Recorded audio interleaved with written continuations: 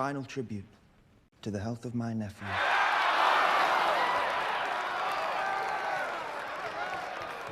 A remarkable episode filled with emotions and ambitions. Thrones to be claimed, times have failed. Welcome back to the House of the Dragon Hub. Today we bring you another WTF moment and an introduction to civil war in the House of the Dragon. If you haven't subscribed to our channel, please make sure to subscribe and like this video. Okay, now House of the Dragon Season 1 Episode 8 is now out with another time jump. We have heard this will be the last time jump in the House of the Dragon for Season 1. That's right. In the previous episodes, we had young characters who've now grown, and we are confident that the adult characters will continue the other episodes until the end of Season 1. Now, we have a few spoilers, but while we do that, we will not dive into the Fire and Blood book. We always want our fans here to enjoy the show without relating it to the book, and that's very important for us here. Okay, so the Lord of the Tides starts, which is the episode's name, by the way. We learn it's been 6 years and some months since Princess Rhaenys saw her husband, Lord Corlys. Yeah, but Lord Corlys is in a bad state. Yeah, he's in a messed up state. Yeah, he's in a battle for his life. And if you're thinking he's dead, well, we're sorry, he's not. Yeah, we believe he's being preserved for the next season. You see. At the beginning of the episode, Vaemond makes a comment that is tantamount to treason. Driftmark is mine. Princess Rhaenys warns him to mind his speech.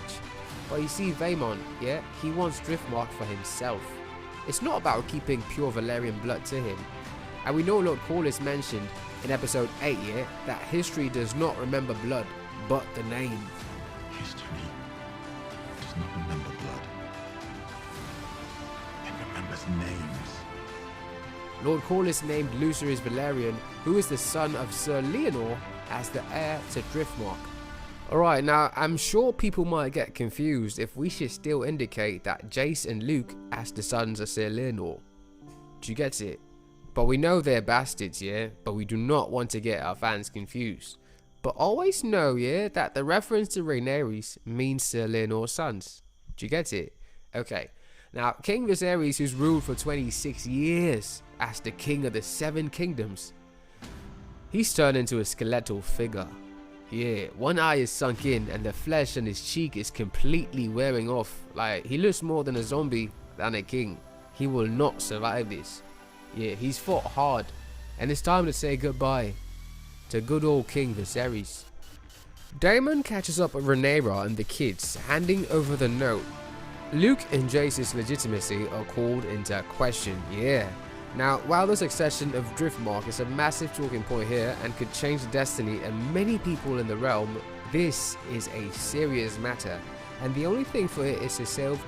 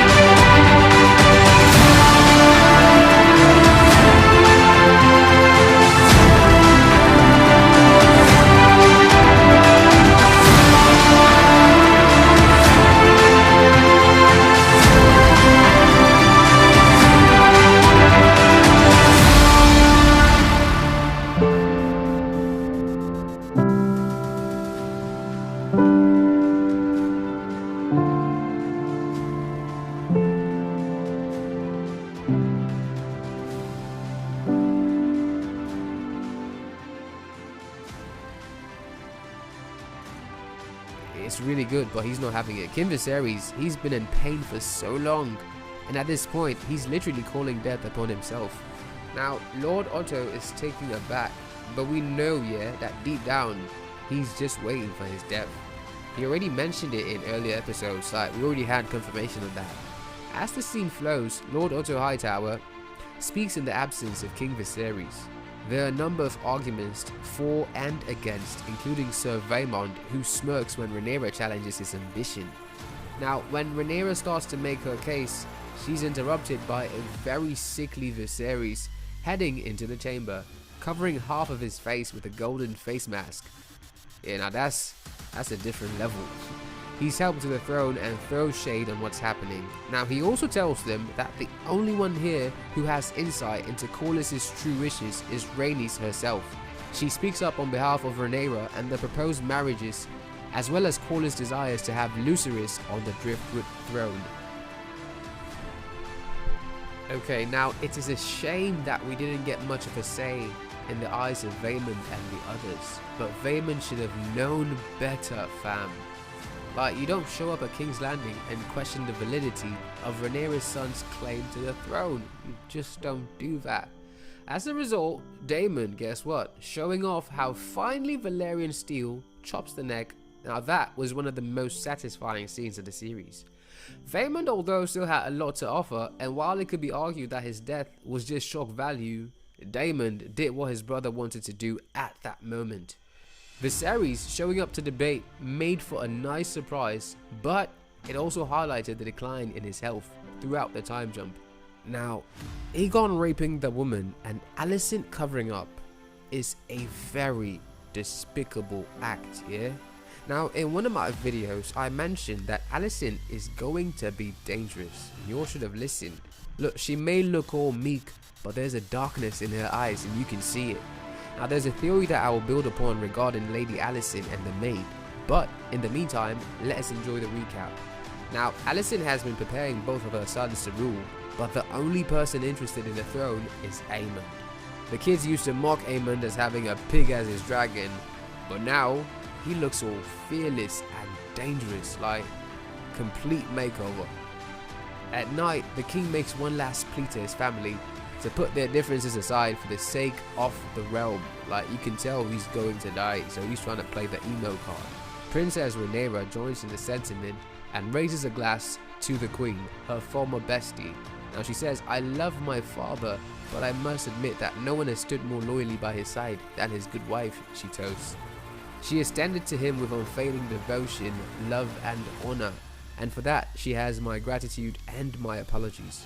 Queen Alicent responds, recognizing that they have a lot in common as royal matriarchs and mothers.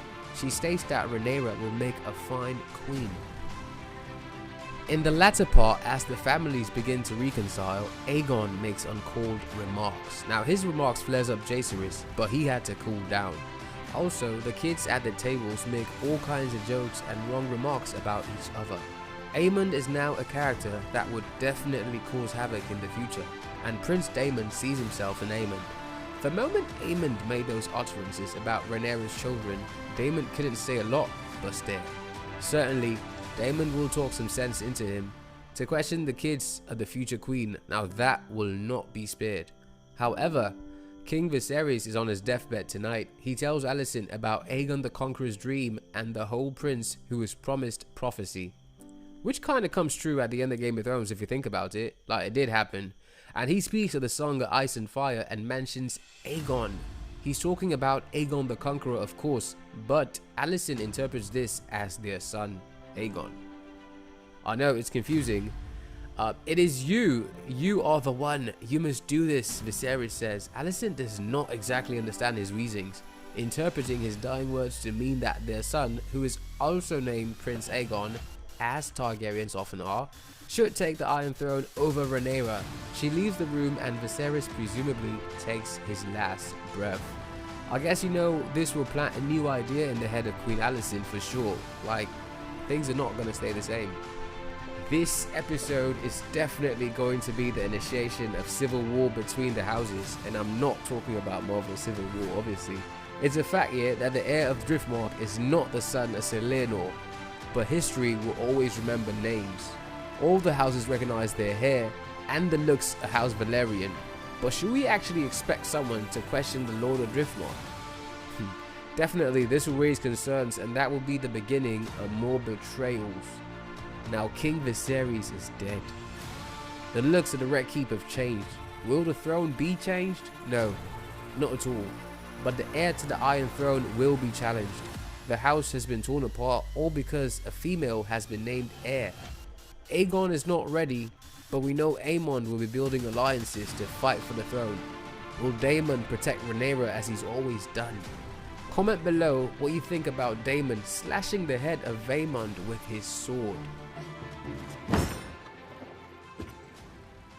To the health of my nephews. Jace.